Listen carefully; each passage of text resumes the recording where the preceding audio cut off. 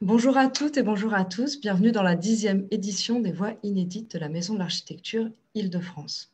Deux lundis par mois, à 13 heures, nous recevons un acteur ou une actrice du monde de l'architecture et de la ville pour aborder pendant une heure une question qui anime notre milieu. Aujourd'hui, nous recevons Margot Darieux pour une voix inédite intitulée Communiquer l'architecture, distinguer l'architecte. Bonjour Margot. Bonjour. Margot Darieux, vous êtes diplômée d'état d'architecture à l'ENSAP Lille en 2009, docteur en architecture, journaliste au sein de la revue AMC et maîtresse de conférences associée à l'école d'architecture de Paris-Malaquais. Vous avez soutenu en 2019 une thèse intitulée Architecture et communication, construire les valeurs des auteurs et de leurs œuvres au XXIe siècle sous la direction de Jean-Louis Violot. En mobilisant l'enquête comme dispositif de recherche, vous questionnez ce que fait la communication à la figure de l'architecte, aux agences d'architecture et à la conception architecturale. Margot Darieux, merci beaucoup d'être avec nous. Alors, dans vos recherches, vous interrogez ce qui participe à construire la valeur d'un architecte ou d'une architecture. Pouvez-vous nous donner les clés pour comprendre les enjeux de cette notion de valeur?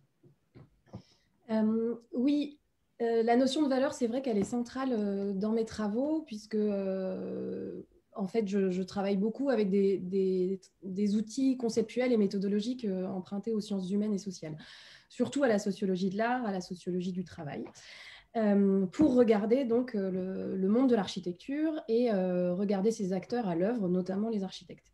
Donc ce mot valeur, en fait, je le regarde avec toute sa relativité. C'est-à-dire que je vais essayer de le détailler de manière assez compréhensible. Mais l'enjeu, c'est de comprendre que derrière ce mot valeur, on pourrait se dire que sur un marché, une valeur, elle est d'abord économique, donc elle a un prix qui est figé. En fait, tout mon travail, ça va être de considérer que la valeur d'une architecture ou d'un architecte n'a pas seulement un prix, mais qu'elle a aussi une somme de valeurs impalpables, symboliques, une somme d'images, d'imaginaires, de représentations qui seront un peu les synonymes qu'on peut employer autour de ça, qui vont être aussi, aussi efficientes sur le marché de l'architecture qu'une valeur économique. Pour illustrer ça, qui sont des propos un peu conceptuels, on peut regarder par exemple les premières agences qui sont dans le classement DA des agences sur chiffre d'affaires, du classement annuel des agences sur chiffre d'affaires. Et en fait, on voit vite que généralement les deux premiers ou dans les trois premiers, il y a souvent des lauréats du Pritzker Prize. Donc Jean Nouvel, Renzo Piano sont jamais très très loin du podium. Et ce qui est intéressant, c'est de voir en fait comment le chiffre d'affaires d'une agence peut être intimement relié à l'aura, l'importance symbolique, intellectuelle, etc. Toute l'image de marque, la réputation qu'on peut avoir de l'architecte. Et ce qui est intéressant, c'est de voir comment les choses peuvent s'imbriquer. À un moment, le fait d'être très connu, d'être reconnu par sa profession peut avoir un effet sur la valeur économique de l'agence. Voilà. Peut être clairement relié au fait d'avoir des commandes ou de ne pas en avoir. Et c'est dans ce lien entre quelque chose de symbolique, d'impalpable, une image de marque, et une valeur économique, un chiffre d'affaires, qu'on peut vraiment se poser des questions. D'autant que donc la valeur, si elle n'est pas économique mais qu'elle est impalpable, ce n'est pas un chiffre, c'est une somme de caractéristiques on va dire fluides, flottantes, qui vont dépendre de la personne qui les reçoit. Alors, ce qui nous intéresse dans le monde de l'architecture, c'est que les architectes sont vraiment... C'était mon hypothèse quand je me suis lancée dans mes travaux. Ils sont très impliqués dans la construction de leurs propres valeurs symboliques. Alors, dans mes travaux, je les ai appelées des valeurs culturelles. On a des valeurs économiques et puis à côté de ça, on a des valeurs culturelles qui sont ces images mentales, ces représentations qu'on se fait d'une personne ou d'un objet. Et ce qui m'intéresse dans le monde de l'architecture, c'est que les architectes apparaissent très actifs dans la construction de ces valeurs culturelles. Et ce que j'ai essayé de faire à travers mes travaux, c'est de comprendre ce qu'ils font justement pour maîtriser ces valeurs culturelles. Et ensuite, mobiliser la sociologie de l'art pour réfléchir à la construction de ces valeurs culturelles, c'est aussi comprendre qu'en fait, une valeur culturelle, elle dépend aussi de la personne qui l'observe. Donc, même si l'architecte est très dynamique dans la construction de ce qu'il a envie qu'on comprenne de lui, dans la construction de son image de marque, entre guillemets, et ben malgré tout, cette image de marque, cette réputation, elle va aussi dépendre de la personne qui la reçoit. qui la regarde. Et donc, c'est toute la relativité de cet échange qui est intéressant, parce qu'en fait, l'architecte, il peut essayer de maîtriser, mais il y a des choses qu'il n'arrivera pas à maîtriser. Dans l'autre, peut-être dans l'autre intérêt d'interroger ce mot valeur dans le monde de l'architecture et pour comprendre l'interaction entre le chiffre d'affaires d'un architecte et peut-être la manière dont il se met en avant, dont il va construire les représentations mentales auxquelles il veut être associé, etc. C'est aussi une question qu'il est intéressant d'actualiser, puisqu'en fait, cette interrelation entre la manière d'accéder à la commande et la manière de se mettre en avant pour un architecte, c'est quelque chose qui a été décrit très tôt, en fait, dans les années 70, par une sociologue qui s'appelle Raymonde Moulin, qui a travaillé sur les architectes en montrant très bien la manière dont, en fait, elle a décrit cette loi du portfolio de référence qui est, pour construire, il faut déjà avoir construit. En fait, il faut avoir fait la preuve qu'on est déjà capable de faire avant de pouvoir faire. Donc, il faut, pour construire cette réputation, avoir déjà bâti, concouru, avoir déjà réalisé des projets, donc avoir déjà fait œuvre, entre guillemets. Donc, ce qui est intéressant, c'est de se rendre compte, ça, elle le décrit dans les années 70. Donc, comment on peut le décrire aujourd'hui ? Comment on décrit encore cette interrelation entre la manière de bâtir sa valeur économique et sa valeur culturelle ? Ça vous le dites très bien dans l'introduction de votre thèse. Pour construire, il faut séduire, et pour séduire, il faut avoir construit. Et quelque part, cette question, elle est saillante encore aujourd'hui. Et peut-être que ça a à voir aussi avec la dimension de médias que porte l'architecture. Et en effet, Jean-Louis Cohen, l'historien Jean-Louis Cohen, avance que l'architecture serait un des médias les plus anciens et les plus archaïques, car celle-ci, l'architecture, serait inscrite dans un dispositif de communication. Alors, comment ces notions sur lesquelles vous avez travaillé, de médias et de médiation, nous permettent-elles d'appréhender un peu différemment l'architecture ? C'est vrai que dans mon travail, j'ai tout de suite associé les mots architecture et communication. Qui sont une association qu'on fait souvent, qu'on a fait souvent, qui a déjà été creusée dans le monde de l'architecture. Comment, par exemple, la politique ou les hommes politiques utilisent l'architecture pour communiquer, etc. Le fait du prince. Voilà. C'est des choses qui ont déjà été beaucoup décrites. Mais l'intérêt, moi, que j'ai trouvé à rapprocher ces deux mots-là, architecture et communication, c'est de les considérer comme deux concepts opératoires. En somme, comme des objets qui permettent d'étudier des actions, alors qu'elles soient physiques ou symboliques ou intellectuelles. Et à partir de là, quand on considère le mot communication comme un concept, on a plusieurs moyens de l'aborder. Le plus simple, c'est lui donner 3 traductions qui peuvent être le média, la médiation et la médiatisation. En fait, ces 3 thèmes-là, c'est à peu près ceux qu'on retrouve à chaque fois qu'on s'intéresse à la communication en sciences de l'information et de la communication. On parle soit de médias, soit de médiation, soit de médiatisation. Et ce qui est intéressant, je trouve, c'est de se dire qu'à travers ces 3 mots-là, on peut essayer de regarder différemment l'architecture et de la considérer, elle aussi, pas seulement comme quelque chose de figé, mais comme un concept qui bouge, qui induit une action. Donc, quand je tire le fil entre communication, média, médiation, médiatisation, le premier qui arrive, c'est le média. Et ce que dit très bien Jean-Louis Cohen, c'est que l'architecture est un média. Alors, ça rapproche un petit peu de la notion de valeur que je viens d'exprimer, c'est-à-dire que en fait, c'est considérer que l'architecture, elle est capable en elle-même de diffuser un message, d'établir une conversation. Et cet échange qui se passe entre quelqu'un qui en serait à l'initiative et quelqu'un qui la recevrait, c'est un échange de conversation autour de cet objet qu'est l'architecture, de ce média qui transmet des messages qu'est l'architecture.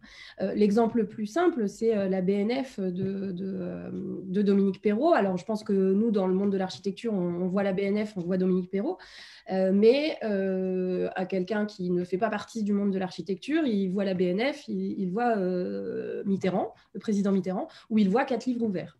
Et c'est justement cet échange-là qui est intéressant à creuser et qui permet de comprendre que l'architecture, ça a beau être une forme figée, un objet bâti, défini, avec des limites, etc. C'est aussi quelque chose d'impalpable.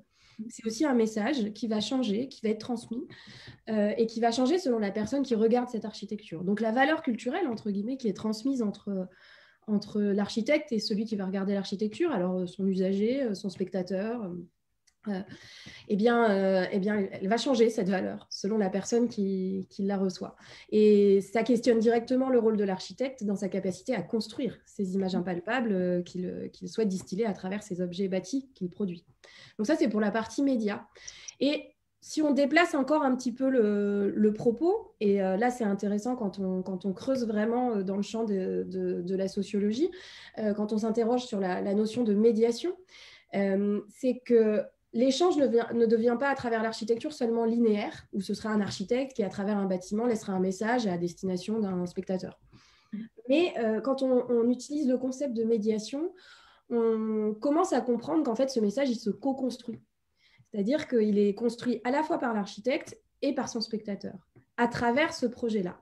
Et en déplaçant la fonction, disons, c'est plus un objet linéaire et c'est plus seulement un objet fini, d'ailleurs, l'architecture. À ce moment-là, ce serait même le geste de la conception, le moment de la conception.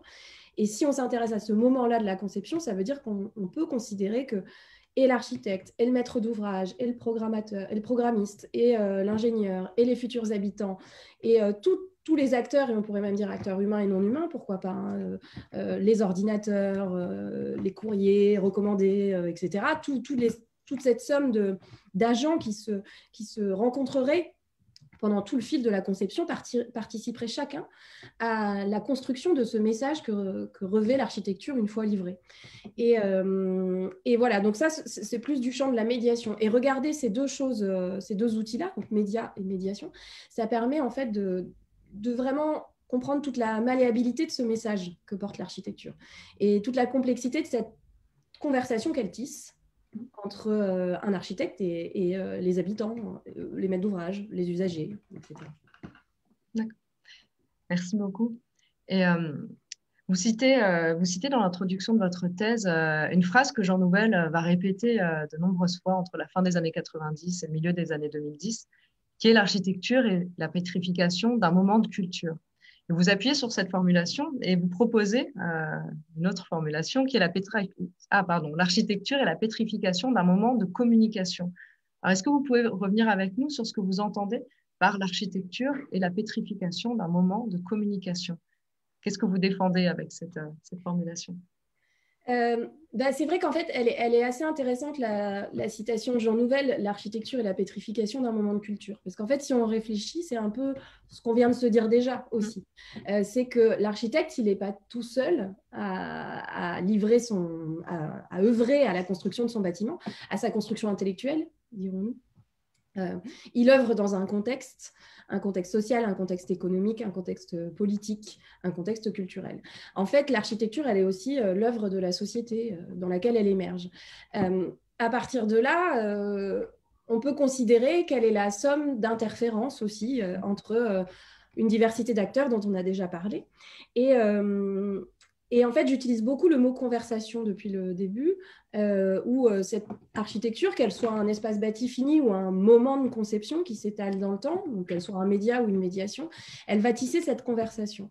Et à partir de là, le mot conversation, c'est la définition même de la communication. La communication, c'est d'abord un échange entre deux acteurs qui vont co-construire ensemble un message. Et c'est en ce sens-là, je trouve que c'est à la fois une paraphrase de Jean Nouvel, mais en même temps, c'est un peu dire la même chose que lui. C'est reconnaître que l'architecture, elle ne se construit pas toute seule dans un vase clos, seule dans une agence, mais qu'elle ne peut pas donc s'étudier seule dans une agence à la lumière du juste des plans dessinés par l'architecte, mais qu'elle doit aussi se regarder dans son contexte d'énonciation. Et elle doit aussi se réfléchir à la lumière de l'ensemble des acteurs qui ont participé à sa construction. Donc ça c'est une idée que je défends, qui n'est pas partagée en effet par tout le monde, hein, de se dire que l'architecture, elle est collective en fait, même dans sa fabrication. Et c'est en ce sens-là qu'elle établit une conversation, il me semble. Oui, alors pour que nos auditeurs comprennent et auditrices, c'est un vieux débat qui tient le milieu de l'architecture sur l'autonomie de la discipline architecturale et quelque part par vos travaux et par aussi les chercheurs que vous mobilisez, vous montrez finalement que le contexte d'énonciation est lui aussi hyper important pour comprendre les enjeux soulevés par ce champ-là. Et alors, j'aimerais Vous avez évoqué la question de l'image de marque tout à l'heure, et j'aimerais qu'on aborde les outils que les architectes mobilisent pour construire et forger cette image de marque. Et dans l'article « Le livre d'architecte, l'art nécessaire du personal branding », vous reprenez au travers de 2 exemples, celui de Lannes avec You Can Be Young, un architecte, et celui de Fais-le de Nicolas Tourcy, le rôle que peut jouer le livre pour une agence d'architecture. Et vous faites l'hypothèse que, quelque part, le premier atout et le principal atout du livre, pour une agence d'architecture, c'est d'exister. Alors peut-être que vous pouvez nous en dire un peu plus sur cette hypothèse et sur le travail mené pour cette recherche de la place du livre, quelque part dans la construction de l'image de marque des architectes. En fait, cette première recherche sur le livre d'architecte et pas d'architecture, mais je reviendrai sur cette notion, elle a vraiment été au début de mes travaux de recherche pour construire cette thèse de doctorat. En fait, j'ai été très vite intriguée par 2 ouvrages qui sont donc You Can Be Young, un architecte de Lannes, et Fais-le de Nicolas Toury. Parce qu'en fait, dans ces ouvrages-là, on ne parle pas d'architecture, mais on parle d'architecte et de la manière dont on construit une carrière professionnelle. Parce qu'en fait, ces 2 ouvrages ont été publiés, ont été écrits par les agences au tout début de leur pratique professionnelle. Et ce qui est intéressant, c'est qu'à travers ces 2 autofictions, ils mettent en récit la naissance de leur agence. Alors, ça peut paraître complètement fou de raconter la naissance de sa propre agence d'architecture alors qu'elle n'a elle-même que 5 ans. Enfin, on est plutôt habitué à des écrits théoriques qui reviennent sur une carrière, etc. Et là, ce qui m'a frappé, c'est que ces 2 agences-là, et ben, au moment où elles écrivent, elles ne sont pas spécialement connues. Lannes est au tout début de sa carrière. Nicolas Toury vient de fonder son agence et malgré tout, ces deux agences, enfin ces architectes, estiment important à ce moment-là de raconter ce qu'ils sont en train de faire. Donc, ils ne parlent pas d'architecture, mais ils parlent de la manière d'être architecte. Et en fait, ce qu'ils racontent aussi dans ce livre-là, c'est la manière d'accéder à la commande. Et d'ailleurs, ce sont de très bons manuels pour les jeunes qui s'installent et qui aspirent à travailler dans la commande publique. Ce qui est frappant, donc c'est ça, c'est cette distinction. D'un coup, il ne s'agit pas de parler d'architecture et le lecteur ne cherche pas à acheter un livre d'architecture, mais il cherche à acheter un manuel pour monter son agence d'architecture. Et je me suis demandé, en fait, à qui s'adressaient ces livres-là. Et ce qui est intriguant, c'est qu'à en croire leurs auteurs, ils s'adressent directement aux étudiants ou aux jeunes professionnels, donc vraiment dans le sens d'un manuel. On donne la leçon pour aider à accéder à la commande. Mais en fait, ce qui est frappant, c'est que cet ouvrage-là, il apparaît aussi comme la meilleure démonstration des architectes faits par leurs auteurs de leur capacité à mettre en place tous les outils pour se faciliter la tâche dans l'accès à la commande. C'est-à-dire qu'en fait, ils mettent très bien en scène leur projet, puisque dans celui de Lannes, par exemple, à la fin du livre, il y a un portfolio, en fait, qui est associé au portfolio des projets. Ils dressent une culture commune, je pense à celui de Nicolas Toury, où, en fait, ils entretiennent aussi toutes ces images d'Épinal qu'on a sur les architectes habillés en noir, toute la culture cinématographique autour du cinéma, etc. Donc, en fait, ils construisent aussi cette image un peu, cette image d'Épinal de l'architecte intellectuel.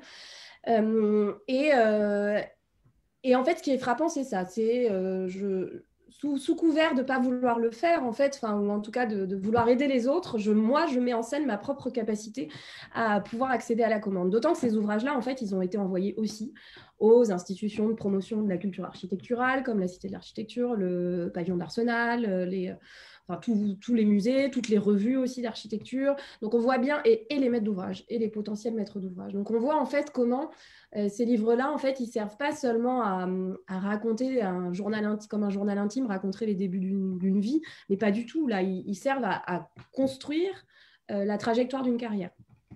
Et voilà. Et à partir de ces ouvrages, alors déjà, je trouvais ça intriguant parce que je me disais, on est quand même en 2010 et sortir des livres, alors You Can Be Young, an Architect, il a été sorti plus tôt, Nicolas Toury, c'était à peu près dans ces années-là. Sortir autour de 2010 un livre, alors que tout le monde est sur un blog, tout le monde a un site internet, etc. Quelle est la valeur d'un livre, en fait, pour un architecte? Pourquoi c'est important pour un architecte de sortir encore un livre aujourd'hui? Et en fait, c'est important parce que ça lui permet d'exister dans les bibliothèques des maîtres d'ouvrage, dans les bibliothèques de ses confrères, dans les bibliothèques des étudiants et dans les bibliothèques des écoles d'architecture. En fait, ça lui permet de se positionner à l'intérieur de ces grands rayonnages d'architectes théoriciens ou même de monographies de projets, etc., et d'avoir une position dans cette grande bibliographie. Tout ça, c'est une histoire de positionnement et de stratégie de positionnement. Alors, vous avez évoqué la distinction entre livres d'architecte et livres d'architecture. Et si on prend le cas de l'Anne, par ailleurs, ils ont publié, alors je ne sais pas, enfin, oui, un livre d'architecture avec le catalogue de l'exposition Paris Haussmann avec Franck Boutet. Quel regard vous portez sur cet autre type de publication? C'est vrai que les ouvrages dits de recherche. Alors, on va dire que là, quand l'Anne Architecture a fait l'exposition sur Haussmann, ce qui est intéressant, c'est de regarder comment cette exposition, elle s'inscrit dans une démarche au long cours. C'est-à-dire que cette recherche autour d'Haussmann, elle est née avec le projet de logement livré aux Batignolles par l'agence LAN, où en fait, ils ont commencé à travailler sur la typologie haussmannienne et quelle était sa richesse, etc. Et en fait, ce qui est intéressant, c'est qu'ils ont réussi à tirer le fil depuis un projet de maîtrise d'œuvre vers un projet intellectuel, en fait. Un projet de recherche, d'exposition, d'édition autour d'une question qui venait de la maîtrise d'œuvre. Et ce qui est intriguant là-dedans aussi, dans ce type d'action et dans ce type de publication, qui seront donc ni des publications liées à des projets spécifiques, des projets bâtis, donc ni des monographies de projets, ni des ouvrages de théorie de l'architecture, mais plutôt des ouvrages de recherche intellectuelle. On pourrait aussi citer ce que fait PCA Stream avec la revue Stream, ou ce que fait le Sensual City Studio avec ses publications.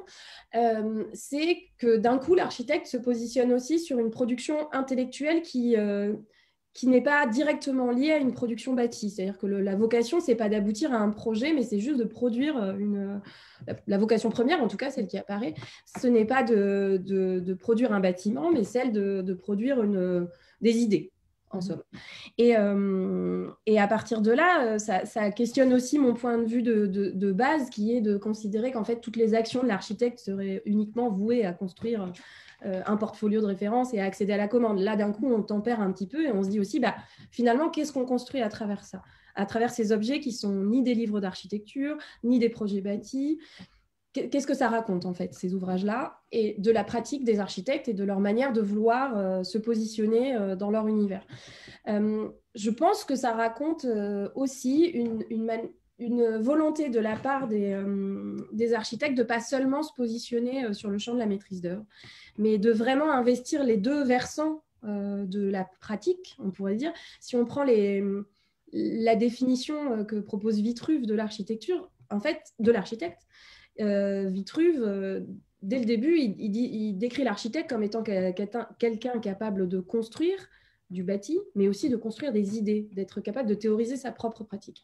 Et j'ai l'impression qu'à travers ces ouvrages-là, les architectes contemporains qui développent ce genre de pratique de plus en plus, à la faveur de lois qui favorisent et d'aides financières qui favorisent la recherche dans les agences, j'ai l'impression que les architectes essayent aussi de se repositionner sur les deux pôles de leur profession, à la fois celle de constructeur et en même temps celle des idées, en même temps de producteur d'idées. En même temps, on peut se dire que c'est aussi dû au contexte économique actuel où la commande, depuis les crises économiques, la succession de crises économiques des années 2000, la commande bâtie n'est pas très florissante. Alors forcément, on est obligé de se positionner aussi sur un autre marché qui est peut-être celui de la production des idées. Alors après, il faut voir comment c'est financé, ce genre de marché. Mais en tout cas, la production des idées peut devenir un marché pour les architectes.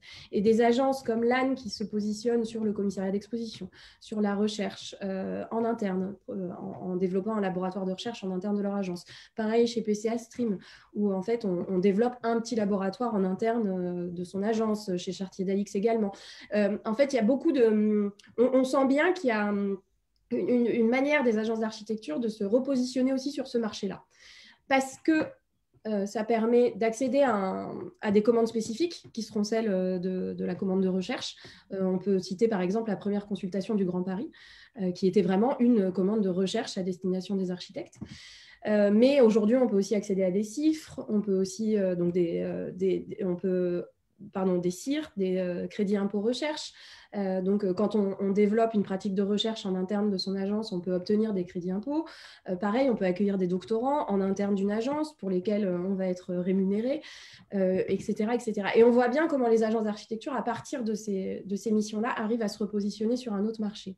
Mais ce qui est intéressant, c'est que malgré tout, développer ce genre de pratique aussi, ça permet aussi de construire cette image-là de l'architecte intellectuel qui va, pour un certain public, valoriser aussi l'approche du maître d'œuvre. C'est-à-dire elle va aussi nourrir la qualité de l'architecte maître d'œuvre, puisqu'on sait qu'il est maître d'œuvre et intellectuel, entre guillemets. D'accord, donc en quelque sorte, ça permet à la fois à l'architecte de répondre à l'injonction primaire de ce qu'on attend de lui, hein, construire des idées, construire des bâtiments, et en même temps, ça participe à forger ce que vous appelez cette image de marque que vous évoquiez au départ. Et d'ailleurs, j'aurais bien aimé qu'on échange sur ce que vous entendez par image de marque, ce qu'on peut entendre derrière cette formulation et ce qu'on peut y lire. C'est vrai que dans mes travaux, j'utilise volontairement des phrases un peu choc. Donc, image de marque, marketing. Je dis souvent que l'architecte, c'est d'abord un communicant. En fait, c'est volontaire parce que c'est... peut-être qu'on en parlera, le rapprochement avec les univers de la publicité, de la communication promotionnelle, etc., ils sont assez faciles à faire en fait. Et employer le mot image de marque, c'est juste trouver une autre traduction à la question de la réputation. Dans la sociologie de l'art, on va parler plus de réputation, cette espèce de trait de caractère qu'un architecte va essayer de maîtriser et puis finalement qui lui échappe parce qu'au fil des actions qu'il va faire, il va essayer de la construire, mais en fait, elle va le précéder. Donc en fait, c'est la personne à qui il veut s'adresser qui va avoir une idée de sa réputation avant même que lui puisse la proposer. Donc en fait, c'est tout. Utiliser l'image de marque, c'est la même chose. L'image de marque, c'est l'image mentale qui précède la tenue de l'objet. C'est l'image de marque d'Apple avant même qu'on ait acheté un iPhone. En fait, c'est la même chose. C'est la même chose que la définition de la valeur culturelle, entre guillemets. C'est cette notion complètement impalpable qui habite nos imaginaires et sur laquelle les architectes essayent d'avoir la main, plus ou moins bien. Ouais. Et d'ailleurs, vous avez évoqué les rapprochements qu'on peut voir entre le monde de la publicité et celui de l'architecture. Quel transfert on peut identifier entre ces deux champs, entre l'architecture et la publicité? Quels outils, quelles méthodes sont mobilisés dans un champ et dans l'autre? Ce qu'on observe depuis quelques années, c'est une forme de professionnalisation de la communication promotionnelle, donc vraiment celle qui a vocation à accéder à la commande, hein, pas moins celle de la recherche dont on a parlé tout à l'heure, mais celle qui a vraiment vocation à promouvoir la capacité de maître d'œuvre de l'architecte.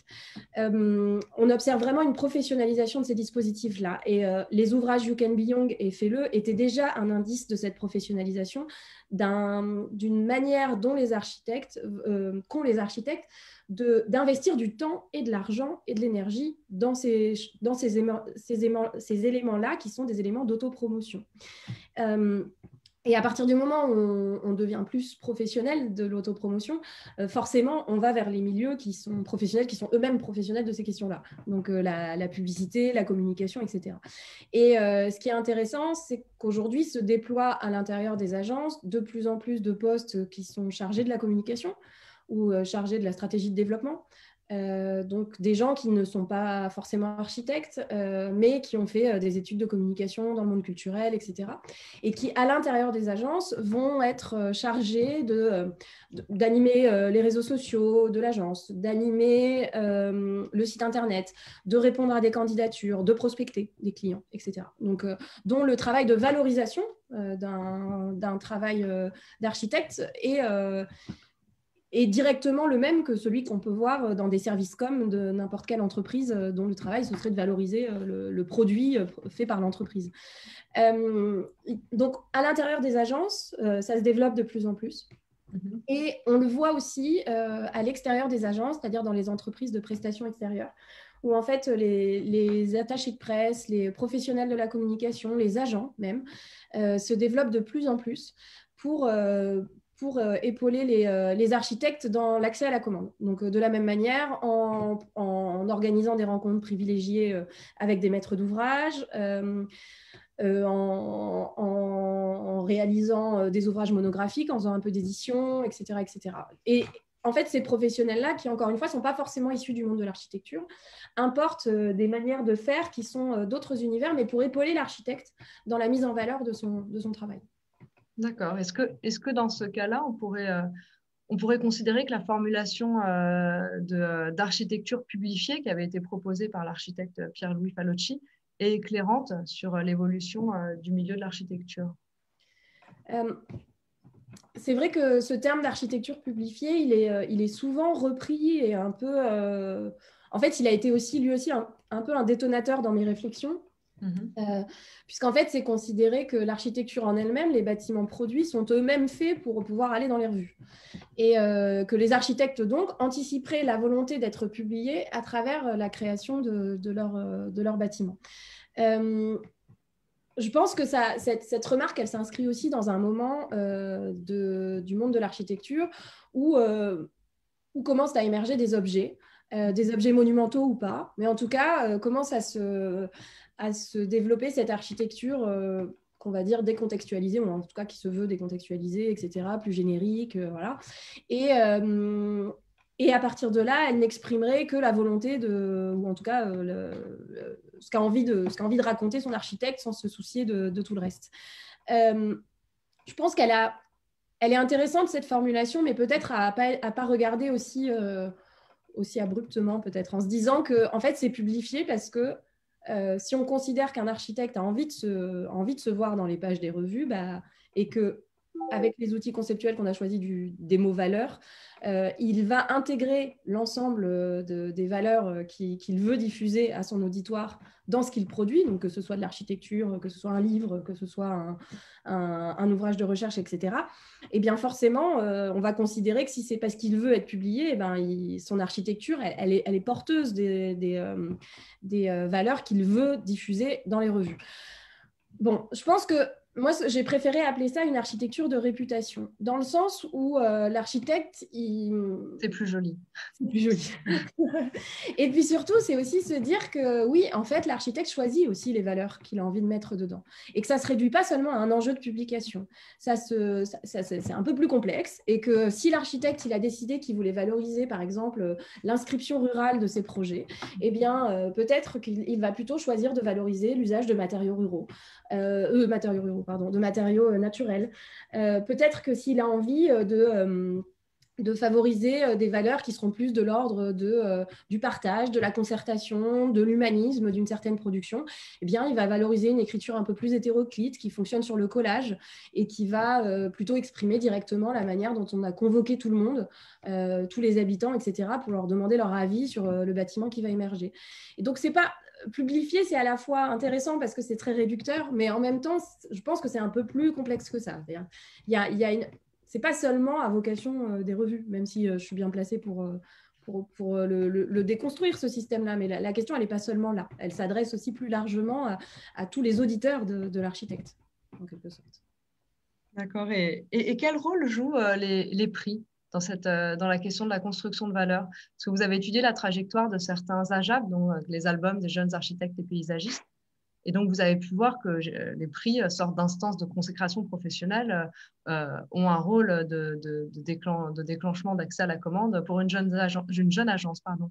Alors, qu'est-ce qu'on peut lire dans l'attribution des prix comment dire? Est-ce que l'attribution des prix joue aussi sur la question de la valeur culturelle, en dehors de seulement la question d'accès à la commande? Et est-ce que c'est différent en fonction de certains prix? Vous l'avez évoqué avec le Pritzker, qui est un prix qui est très professionnel, et j'imagine que les choses sont peut-être un peu différentes avec les AJAP ou les Caire d'argent ou autres. C'est vrai que, en fait, quand on essaye de déconstruire les prix, c'est assez on se rend compte assez rapidement des destinations des différents prix, en fait.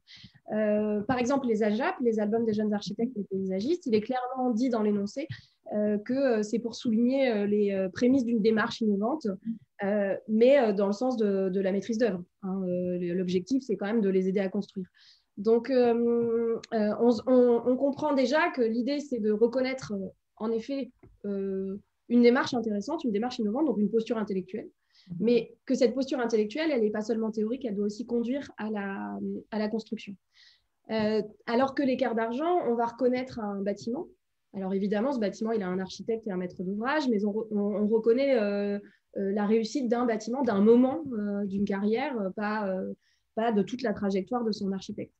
De même avec le prix de la première œuvre, où là, on reconnaît aussi un moment du début de carrière d'un jeune architecte à travers la production d'un bâtiment, donc de sa rencontre avec son maître d'ouvrage. Et ce qu'on comprend, c'est que en interrogeant un peu les lauréats de ces différents prix, c'est que par exemple, un prix de la première œuvre va vraiment faciliter l'accès à la commande, puisqu'il a mis en avant les capacités de maître d'œuvre de l'architecte, c'est-à-dire sa capacité à rentrer dans la construction, à la mettre en œuvre, à exécuter ses projets.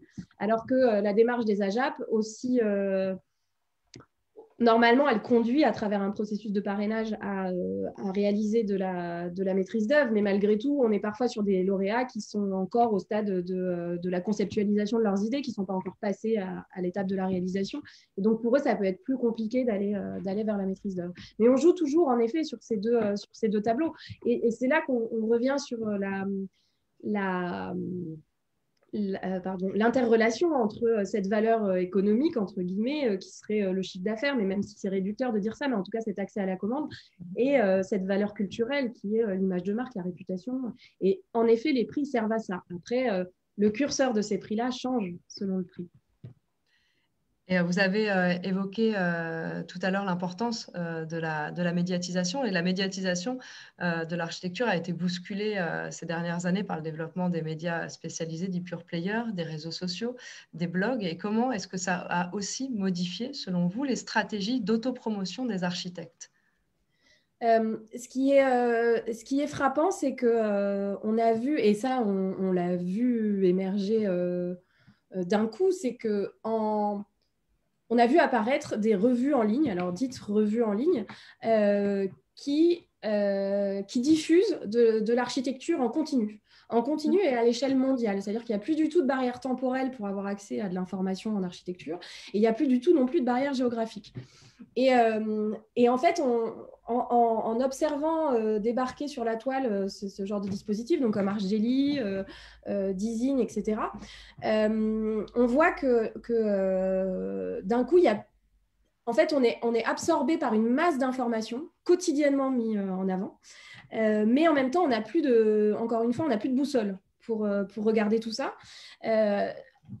Puisque là, en fait, il faut soi-même chercher ce qu'on a envie de regarder, ce qu'on n'a pas envie de regarder, ce qui nous intéresse, ce qui ne nous intéresse pas, parce qu'il faut...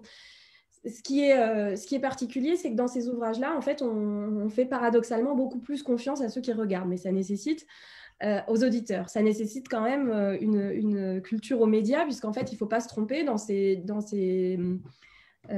publications-là, pure player comme Dizine et Archgeli, il n'y a pas de rédaction à proprement parler. C'est-à-dire que ce sont les architectes qui envoient leurs projets et juste ceux qui s'occupent de ces sites internet les diffusent sur le site. Alors, en plus, c'est confusant parce que parfois, ce ne sont même pas des projets bâtis, ce sont des perces 3D, alors que des 3D, vous n'en verrez jamais dans une revue imprimée.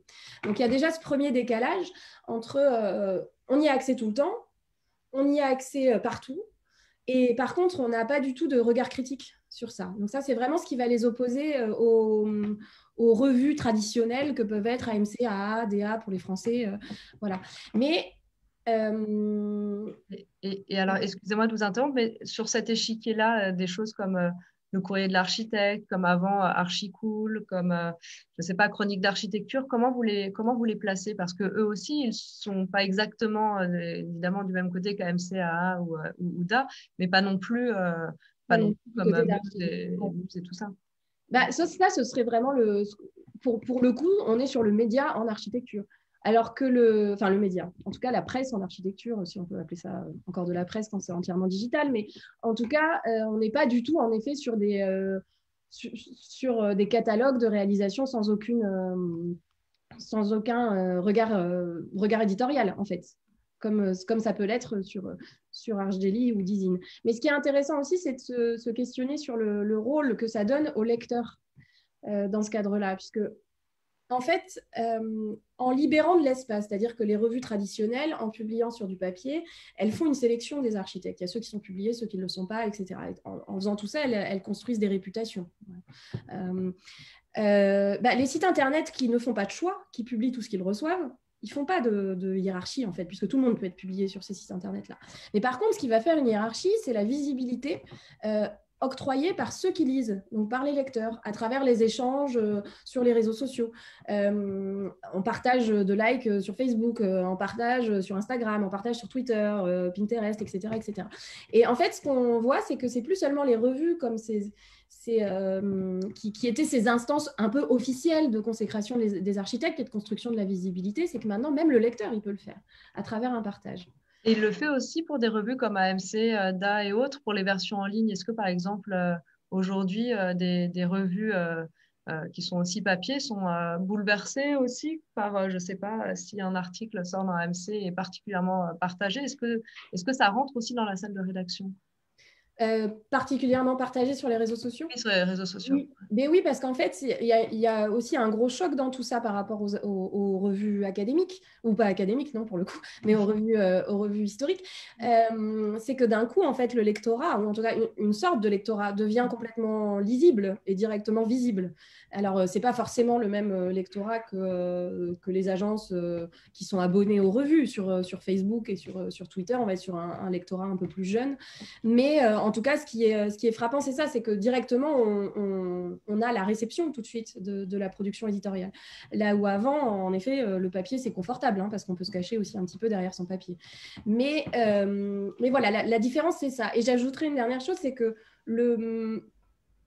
ce qui est intéressant avec le développement des réseaux sociaux, des pure players, etc., c'est que en fait, c'est facile pour les architectes eux-mêmes de se prêter au même jeu, c'est-à-dire d'auto-publier sur les réseaux sociaux leur propre réalisation. Et c'est là où, en fait, je pense qu'il y aurait une étude à faire sur la manière dont les sites Internet des architectes, maintenant, vont peut-être se rapprocher aussi d'un réseau social dans la mise en forme.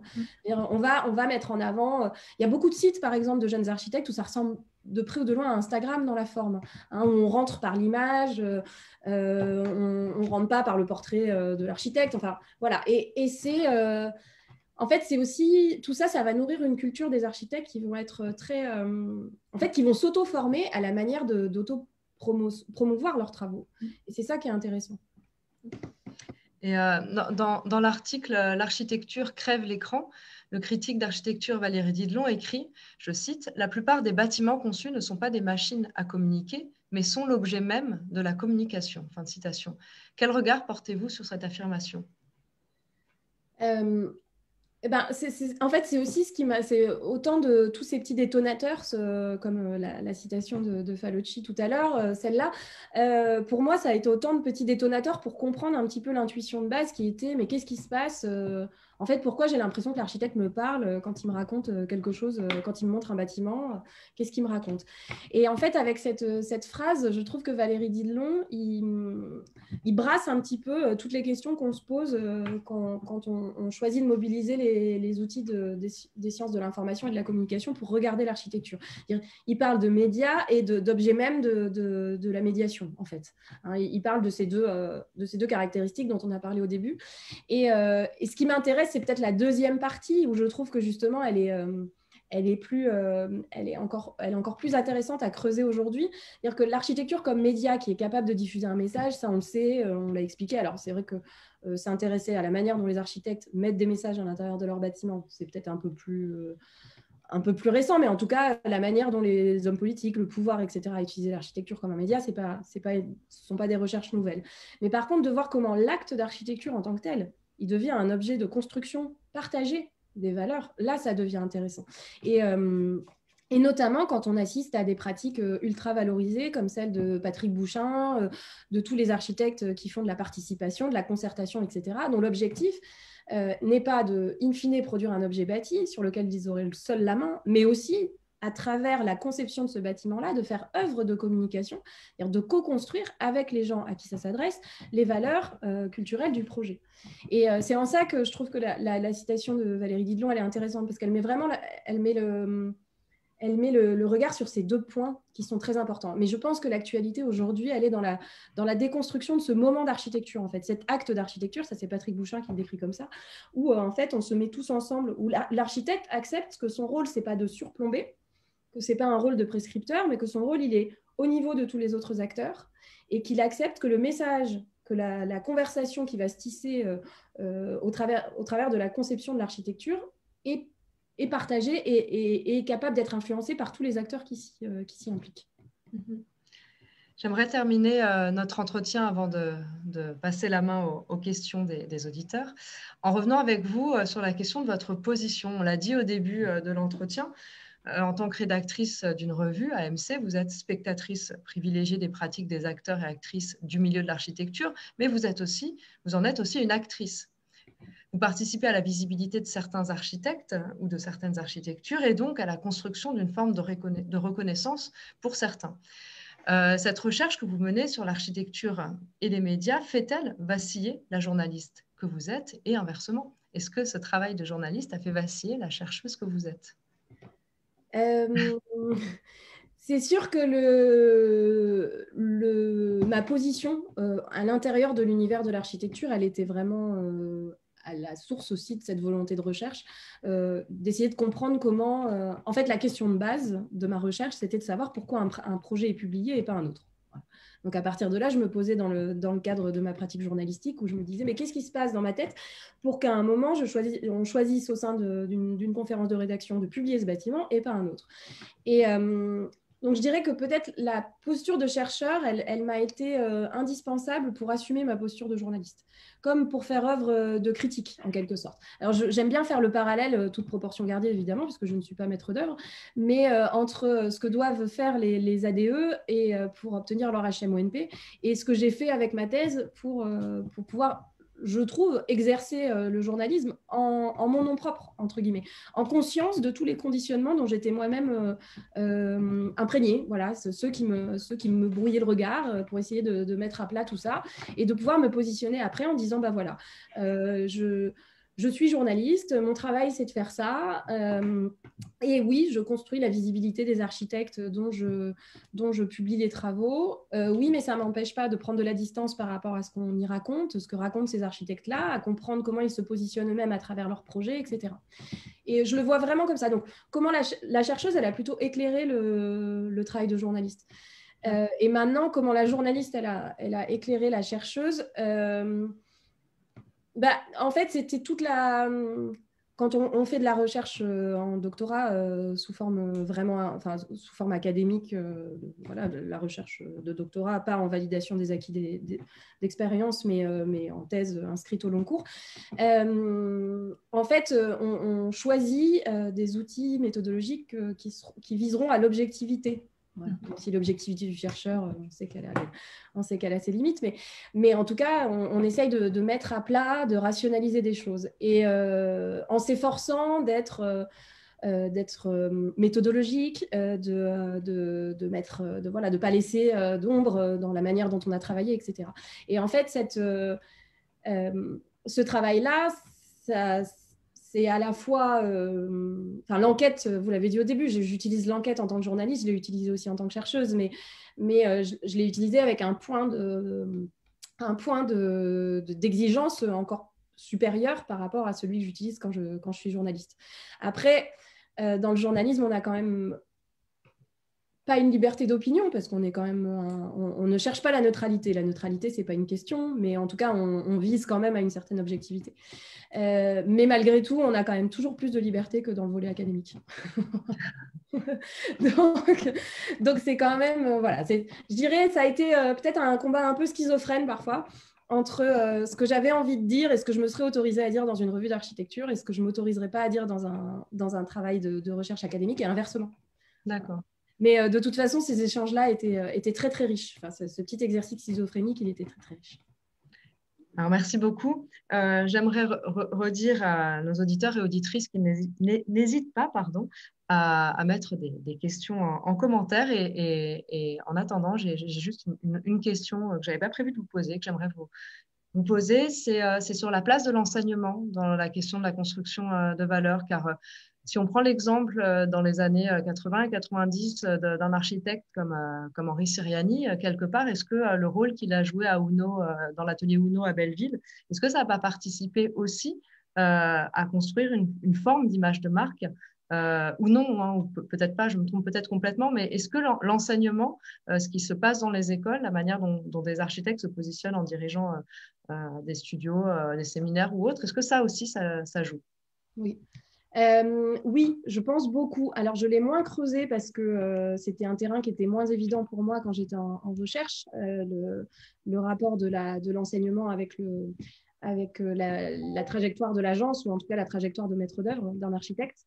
Mais ce qui est certain, c'est que depuis la naissance de l'enseignement en architecture, le praticien a un atelier de projet. Enfin, en tout cas, il s'est fait comme ça, quoi. Il y a un lien entre ceux qui pratiquent en agence et ceux qui enseignent, le patron d'atelier et le patron d'agence. Et évidemment que ces choses-là se co-construisent, c'est-à-dire que ça construit là aussi une image de marque particulière, une valeur particulière à cet enseignant qui est capable cet architecte qui est capable de construire des objets pédagogiques à partir de sa propre pratique. Et là, encore une fois, on est dans la reconnaissance de ses caractéristiques intellectuelles, puisqu'en faisant œuvre de pédagogie, il est capable de théoriser sa propre pratique. Donc, ça nourrit vraiment les deux. Maintenant, je pense qu'il faudrait vraiment passer par une objectivation vraiment à plat, c'est-à-dire ceux qui viennent d'être titularisés dans l'enseignement du projet, est-ce que vraiment ça leur apporte des commandes? Voilà. Je pense que c'est comme pour le retour sur les prix. Est-ce que le fait d'être lauréat de l'écart d'argent vous a vraiment apporté des prix dans les 2 années qui ont suivi? Ou la manière dont ils le revendiquent. C'est vrai que quand on voit certaines signatures de praticiens qui ont eu sans souci tous les prix et qui ont un accès à la commande et qui mettent fièrement maître de conférence, enseignant-chercheur. Enfin, moi, je me demande toujours si ce n'est pas aussi lié à cette question de l'image de marque. Mais j'en sais rien. En tout cas, oui, moi, j'y vois comme cette envie de dire je suis aussi capable de penser, en fait. Voilà. Ouais. Je ne suis pas seulement capable de construire, je suis aussi capable de réfléchir à ce que je fais. Et à partir de là, je remplis un petit peu le tableau complet de l'architecte qui est constructeur et intellectuel. Mais je pense qu'il se joue aussi, et ça c'est pour ça que ça demanderait un travail de terrain, il se joue aussi à l'intérieur même des instances des écoles d'architecture, quelque chose de la reconnaissance entre les enseignants, de ceux qui auraient une agence qui tourne et de ceux qui auraient une agence qui ne tourne pas, de ceux qui enseigneraient l'histoire et de ceux qui enseigneraient la technique. Il se joue aussi des systèmes de reconnaissance à l'intérieur même de l'agence d'architecture qui pourraient, des écoles d'architecture, qui pourraient aider à comprendre en fait ces cohérences entre les valeurs, entre une valeur, un accès à la commande et une valeur culturelle. Il faudrait faire du terrain pour le faire. Oui. Merci beaucoup, Margot Darieux. On a, alors non pas une question, mais quelqu'un demande où il est possible, vous remercie pour votre conférence, votre présentation, et demande où est-ce qu'il est possible de consulter votre thèse. Je vous laisse répondre. En m'envoyant un mail. Mais je ne sais pas si je vais l'écrire là, comme ça, sur Facebook, mon mail. Non, mais il faut écrire à la maison de l'architecture. En message caché, oui. Oui, je la communique sans problème. Ouais. D'accord. Merci encore, Margot Darieux. C'était vraiment très, très, très, très intéressant. Vraiment, merci beaucoup. Merci donc, cette 10e édition des Voix inédites est terminée. La prochaine Voix inédite sera le lundi 29 mars à 13h et nous aurons la chance de recevoir Mathias Navarro, qui est cofondateur et coprésident de Redman. Merci encore, Margot Darieux, et merci à tous nos auditeurs et auditrices. À bientôt.